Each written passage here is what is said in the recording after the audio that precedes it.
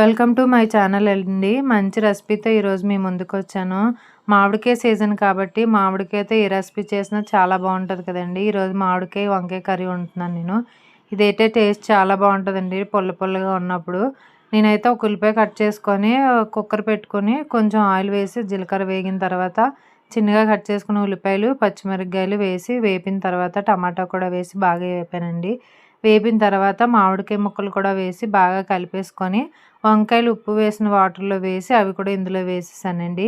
కాసేపు మగ్గిన తర్వాత పసుపు ఉప్పు వేసి కాసేపు మగ్గనిచ్చానండి బాగా కలిపేసుకొని.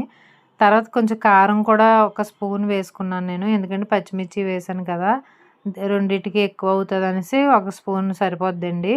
బాగా కలిపేసుకొని కొంచెం వాటర్ వేసి విజిల్ పెట్టుకున్నాం అనుకోండి, 2 విజిల్స్, ఎంతో కమ్మనైన వంకాయ మామిడికాయ కర్రీ రెడీ అయిపోతుంది. ఇది చపాతీకైనా బాగుంటుంది, రైస్కైనా బాగుంటుంది.